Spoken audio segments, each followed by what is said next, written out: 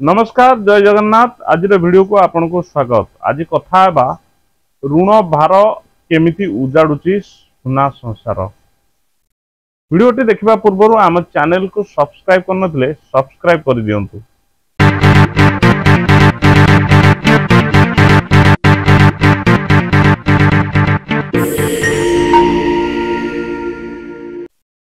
ऋण भार उजाड़ुची सुना संसार। असह्य हेउची ऋण बोझ। जीवन हारुछंती अनेक परिवार। गतकाली हरियाणा परे आज केरलर ऋण चिंतारे आउरी एक परिवार जीवन हारिछंती। ऋणग्रस्त होई पूरा परिवार जीवन शेष करथिबा संदेह करा जाउची। केरलर भस्कमरे गोटे परिवार 4 जनक मृतदेह उद्धार करिछि पुलिस। गतकाली मंगलवार उत्तराखंडर एक परिवार हरियाणार पंचकुला सेक्टर 7 रे विष पी आत्महत्या करछंती।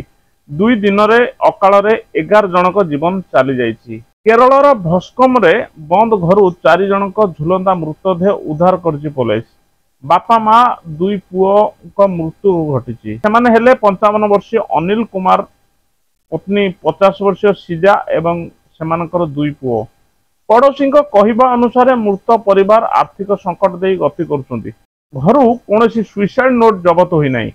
घरु कई बाहर को न आसीबारु पड़ोसी संदेह जन्मितला एवं पुलिस को खबर देथिले। पुलिस घटनास्थल पहुंची पारिपार्श्विक स्थिति को देखला परे यह आत्महत्या करथिबार अनुमान करा जाउची। पुलिस घटना तदंत करूची।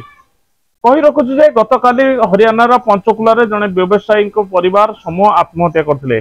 दिने विलास बेसन रे जीवन काटुथिबा परिवार शेषरे ऋण जंतारे पड़ी जीवन हारिले पूरा परिवार। शेषरे परिवार 7 जन ऋण परिशोध न करि पारी विष पी आत्महत्या करथिले। दर्शक बंधु, आज आमे ए वीडियो माध्यम रे एथि कहि परिबा केवल यह केरल बा हरियाणार घटना नुहे, ओडिसा रे मध्ये अनेक घटना देखिबा को मिलुची। जे घटना रे केउंठी शेयर बाजार टंका हरैबा परे आर्थिक स्थिति रे दुश्चिंता रे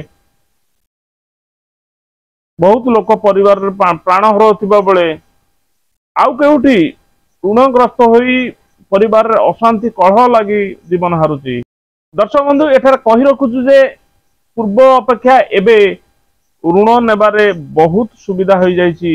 घरे घरे माइक्रो फाइनान्स, घरे घरे प्राइवेट फाइनान्स, घरे घरे विभिन्न घरोई संस्था ऋण पहुंचाउछंती। केवल छोट मोट डॉक्यूमेंट रे ऋण घरे पहुंची जाउछंती। आउ ऋण जंतारे क्रमशः अभावी परिवार बुड़ी बुड़ी चलुची। शौखिनी जीवन यापन करने चक्कर रे बहुत परिवार आज तली तलांत, आज अभाव अनाटन रे दिन को दिन पशि पशि चलुछंती। दर्शक बंधु, वीडियोटी यदि भल लगुची तेबे लाइक शेयर कमेंट करंतु। आम चैनल को नुआ देखुतले सब्सक्राइब करियो भूलिबेनी। जय जगन्नाथ।